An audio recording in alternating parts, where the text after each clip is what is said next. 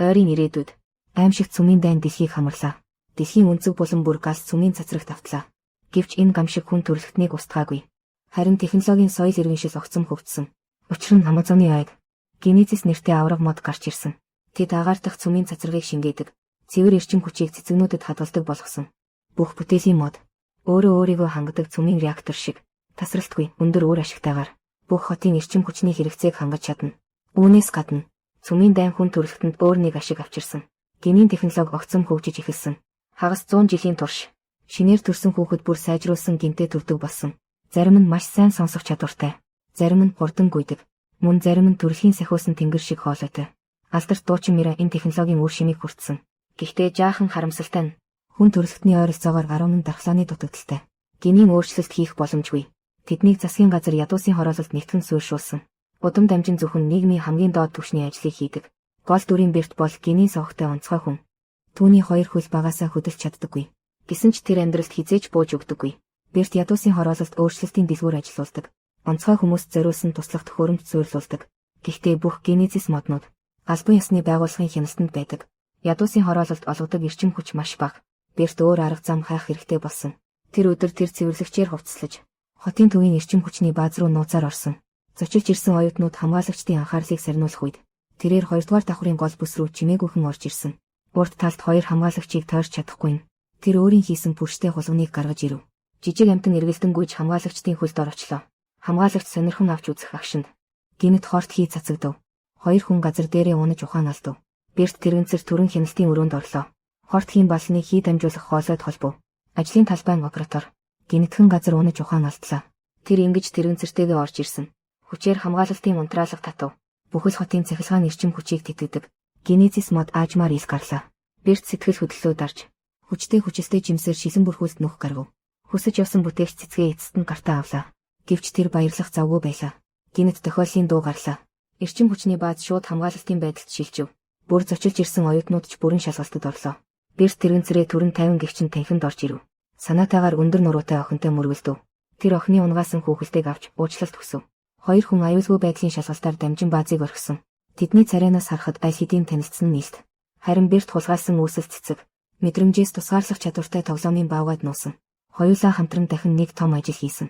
Дотроо баярлаж байгаагаа илэрхийлэх шаардлагагүй. Охин Клайг хамгийн их баярлуулсан зүйл нь түүний хамгийн дуртай дуучин Мира. Энэ хотод тоглолтоо хийх гэж байна. Мэдэх хэрэгтэй, тэр хүн бол цөөн. Онцгой хүмүүсийг ялгуурлан гадуурхдаггүй олон нийтийн хүн. Клай Бертийг хэд хэдэн гудамжаар түрж явлаа. Хяналтын цэгээр шалгуулсны дараа онцгой хүмүүсийн төвлөрсөн ядуусын хороололд буцаж ирэв. Энд цүмийн дайн өмнөх өнгө төрхөө хадгалсан хിവэр. Шинэ хүн төрөлхтний амьдардаг баян дүүрэгтэй. Тэнгэр газар шиг ялгаатай.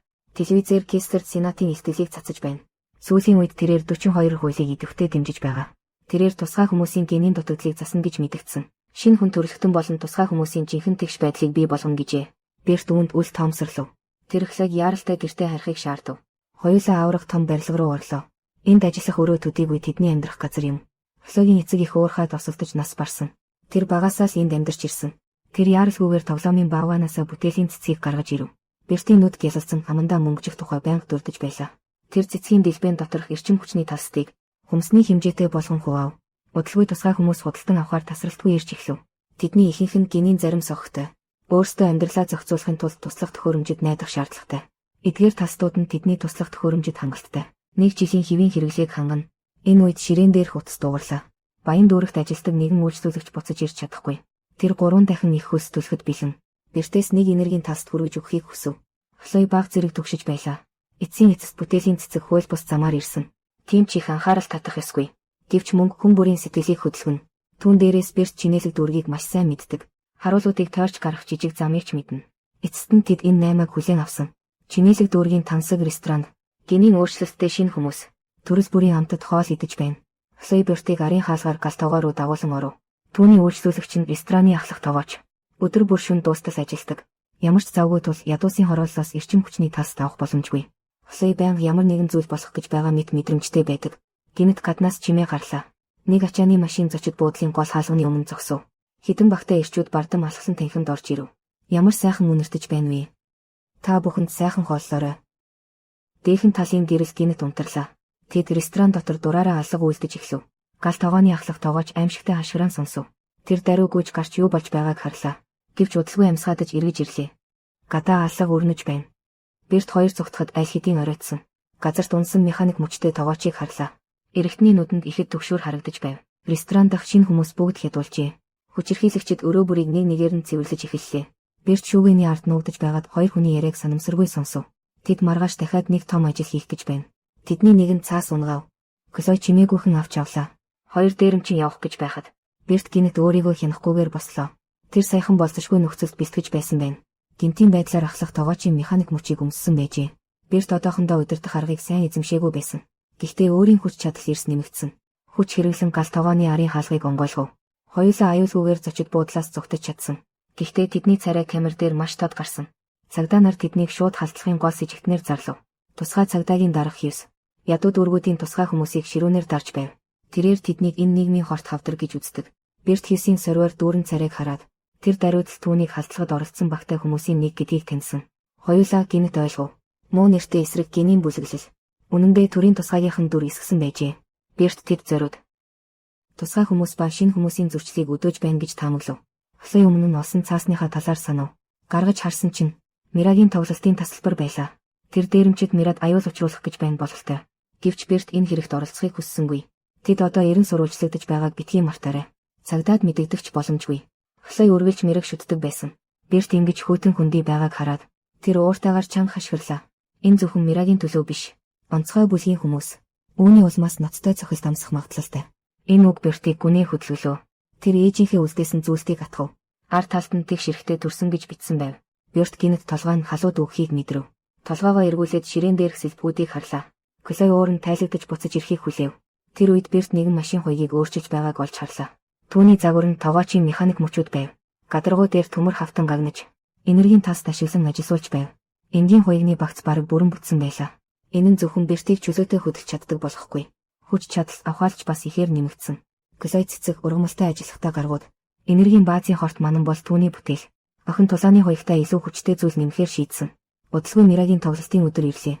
Энэ эмэгтэй од онцгой хүмүүсийг үл тоомсорсдоггүй ч аюулгүй байдлын үүднээс хамгаалагчид тэднийг хашаагаар тусгаарлсан. Тоглолт дууссаны дараа Мира хамгаалагчдынхаа дунд арын хаалгаар гарлаа. Гэтэл тусгайгийн дүрээр хуурсан этгээдүүд дайрчээ. Тэд бас хан дээр эсрэг гинийн байгууллагын тэмдэг үлдээжээ. Дээрэмчид машинаар явж одно гэж байтал экзоскелет өмссөн Берт яг цагтаа ирэв. Энэ чинь юу вэ? Жокер гэж юу? Гарч ирсэн нь жаахан эвгүй байсан ч тулааны чадвар нь үнэхээр хүчтэй.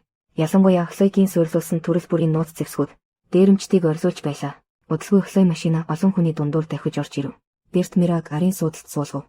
Тэд амжилттайгаар дөөрийн театрын газраас зугтаж чадлаа. Ядуусын хорооллын дэлгүүрт буцаж ирэв. Хлой Миратай бүхнийг тайлбарлав. Онцгойгийн баг энгийн хүмүүс болж дүр эсгсэн. Хэрвээ Мираг баривчилбал онцгой хүмүүс ба шинэ хүний зөрчил бүрэн дүүрэн дэлбэрнэ. Кестерийн сенатын 42 дугаар хуулийн төсөл мөн батлагдах боломжгүй болно. Мира үүнийг сонсоод царай нь хувирлаа. Маргааш тэрээр Кайслер сенатчтай хүүхдийн төвд чухал арга хэмжээнд оролцсон. Тэнд тусгайгийнхан дараагийн бай болон гарцаагүй. Түүний хамгийн ихний хариу үйлдэл нь цагдаад мэдэгдэх байлаа. Гэтэл Берт түүнийг зогсоолоо. Цагдаагийн дунд ч энэ хэрэгт оролцсон хүн байгаа эсхийг хэн мэдлээ. Энэ хуйлдааныг зогсоохын тулд тэгвэл зөвхөн өөртөө найдах үлдлээ. Дараагийн өглөө эрт Берт Мирагийн найз залуугийн дүрээр хүүхэд асрах төвд ирлээ. Түүний төлөвлөгөө маш энгийн. Тэр нь бол дээрэмчид үүмэн дэгдэх үед өөрөө хуйгт өмсгөлтэй гарч ирээд зогсоох. Ингэснээр тусгай цагдаагийн багийн хорон санааг таслан зогсоож болно. Өөрийнхөө гин буруугүйч бас баталж чадна. Мира яг энд төрсөн. Тэр бас хүүхэд асрах төвийн хагас төлөөлөгч гээд хэлж болно. Миратийн нэр хүн дээр Берт энд бараг хүснээрээ явдаг. Тэр Мираг газар дээр нь дуулах гэж байна гэж шалтгаалan. Бүх хүмүүсийг том хурлын өрөөнд хуурч оруулсан. Онцгойгийн дүр эсгсэн этгээдүүд танхим руу дайран орж ирэхэд талбай бүхэлдээ хоосон байлаа. Зөвхөн бүрэн зэвсгэлсэн Берт ганцаараа байсан. Тэр энэ удаа сайн бэлтгэлтэй ирсэн. Түүний хуйгны доторх механизм өмнөхөөсөө илүү хурц болсон байв. Гэвч тэр нэг чухал зүйлийг орхигдуулсан. Эдгээр тусгайгийнхан бүгд генийн өөрчлөлттэй. Хүч чадал хурдан жирийн хүнээс хавгүй илүү. Нэгэн цогц цохилтын дараа Берт ямар ч хамгаалах чадваргүйгээр зодуулжээ. Аз болоход хамгийн чухал мөчид сенатор Кестер олон хамгаалагчтайгаа хамт гинэд орж ирэв. Хар дээрэмчид үүнийг хараад шууд арын хаалгаар санд мэд зогтов. Хамгийн гайхалтай нь сенатор Кестер Бертийн төрсөн эцэг байжээ. Мила энэ ажиллагаа аюултайг аль эрт мэдэж байсан байна. Тиймээс Кестер сенаторт урьдчилан мэдгдсэн байжээ. Энэ эрхэм маш сайн бэлтгэсэн байна. Дагалдан ирсэн сэтгүүлчдийг харж тэр маш илэн даланбуй хийсэн нь Энэ удаагийн халдлаганд баталж байна. Онцгой хүмүүс аюулгүй байдлын том эрсдэлтэй. Аз болоход түүний удирдсан гений эмчилгээний төсөл давтагдашгүй амжилтад хүрсэн байна. Ирээдүйд бүх хүний ген нэгэнжигт болно. Ийм төрлийн хүчирхийллийн үйл явдал дахин тохиолдохгүй. Бодож байсанчлан Кестерийн гишүүн санал болгосон. 42-оор санал 1 дуугаар батлагдсан. Хуулийн хэрэгжсэн анхны ажил нь ядуу хорооллын онцгой хүмүүсийг шинээр баригдсан хотын гаднах эмнэлгийн лагер руу бүгдийг нь шилжүүлэх. Шинээр хөгжүүлсэн 2 дугаар үеийн өөрчлөлтийн эмийг ашиглана. Тэдний генийн гажигыг бүрэн засах. Энэ хүсэл мөрөөдөл үнэхээр гайхамшигтай сонсогддог. Гэвч Берт аавынхаа хорлонтой залтай занг сайн мэддэг. Тэрээр өөр санаа агуулж байгааг итгэлтэй мэдэрсэн. Сенатор Кестер ч үүнийг үгүйсгэсэнгүй. Өөрөө бүхнийг маш их хүчин чармаалт гарган хийж байгаагаа илэн далангүй хэлсэн. Энэ бүхэн нь 2 дахь үеийн шинжилсэн эмийг бүтээхэд нөөц цуглуулахын төлөө юм. Генийн төвшөнд Бертийн тахир дутуу хөлийг засахын тулд гэвч Берт үүнийг огт тоосонгүй. Тэр эцэг нь ээжийг нь алсан гэж үргэлж боддог байв. Үгүй бол тэр гэрээсээ зүгтаахгүй байсан. Ядуу дүүрэгт амьдралаа залгуулах гэж утсан. Ямар нэг шалтак тооцсон. Берт Мира 2 шинээр баригдсан эмнэлгийн төвд ирэв. Хотын бүх онцгой хүмүүсийг бараг энд авчирсан байлаа. Охин Хлоч мөн тэдний дунд байв. Бүтэн шүн бодсны дараа Берт эцэг нь жинхэнэ хөшөөний ардах зохион байгуулагч гэж итгэв. Учир нь энэ явдалд зөвхөн тэр хамгийн их ашиг хүртсэн. Харин Камила үүнийг боломжгүй гэж үзв. Кестерийн голчсон дэмжсэн хуулийн төсөл тусгай хүмүүсийг аврахын төлөө байсан нь илэрхий. Энэ л Бертэд хамгийн ойлгомжгүй зүйл байлаа. Тэр асуудлын гол нь эмнэлгийн төвийн мэс заслын өрөөнд нуугдаж байгаа гэж таамагласан. Үүнийг заавал олж мэдэх хэрэгтэй. Шүн дөлөөр дахиад нэг тусгай хүн майхнаас гарагдав. Түүнийг удахгүй гítэх генийн согог засах хагалгаанд оруулах гэж байна. Харин Хлой аль хэдийн урьдчилан мэс заслын өрөөний агааржуулалтын хоолойд нуугдсан байлаа. Гартаа жижиг камер барьсан. Гайхамшигтай баримт бичиж авсан байна. Сенатор Кестер болон Үүмэн дэгдэвч дүр эсгсэн. Онцгой албан хаагч хийс үнэхээр нэг баг байсан. Өмнө нь зохион байгуулсан хүчирхийллийн мөргөлдөөнүүд 42 хуулийг амжилттай хэрэгжүүлэх зорилготой байжээ. Харин Кестерийн жинхэнэ санаа огтхонч онцгой хүмүүсийг аврах биш байжээ. Тэднийг эмнэлгийн төв рүү хуурч авчирсан. Тархиас нь биологийн эссенцийг гаргаж авдаг. Генийн өөрчлөлтийн эмтэй хольж сайжруулсан хувилбарыг бүтээж чадна. Генийн өөрчлөлтийн 2 дугаар үеийн эм. Анхны эм нь зөвхөн төрөөгүй ургийн хувьд үр дүнтэй байсан. Харин энэ шинэ эм нь насны ямар ч хязгааргүй. Гэхдээ хамгийн түрүүнд үйлчлэгээ үзүүлэх хүмүүс. Тэр чинэлэг гэр бүл төрсөн. Гэхдээ удамшлын гажигтай хүүхдүүд юм. Харин доод давхаргын онцгой хүмүүс. Зүгээр л энгийн түүхийн эд төдий. Тэдэнд энэ эмийг хэрэглэх эрх байхгүй. Хлой бичлэгээ олон нийтэд дэлгэлээ. Бүгд цочирдож хөлсөн цутгав. Тэд шинэ амьдрал эхлэн гэж бодсон байлаа. Гэмтийн байдлаар бид чөтвөрийн саварт орчихлоо. Берт бүх хүмүүст анхааруулга өглөө. Бид маш хэрцгий дайнтай тулгарх гэж байна. Хүн бүр тэгш эрэхтэй төрдөг. Хинч бусдын түүхийн эд болох ёсгүй. Бид зэвсгээ авч тэмцэх ёстой. Дараа өдөр өглөө эрт Сенатор Кестер өөрөө эмнэлгийн өрөөнд ирлээ. Хүүгийнхээ биед шин төрлийн өөрчлөлтийн тариа хийхээр бэлдэж байна. Гэвч Берт насан туршдаа тэрэгцэртэй явсан ч энэ чөтвөрийн бэлгийг хизээж хүлээж авахыг хүссэнгүй. Тэр шуудхан хэлсэн эмчлүүлэх ёстой хүн нь өөрөө биш. Харин яс махандаа өвчлсөн эцэг нь юм гэжээ. Ингэж хэлээд Берт Кестерийг хүчээр эмнэлгийн өрөөнд төвжлээ. Тэр хамгийн түрүүнд хамгаалалтын өрөө рүүгүй.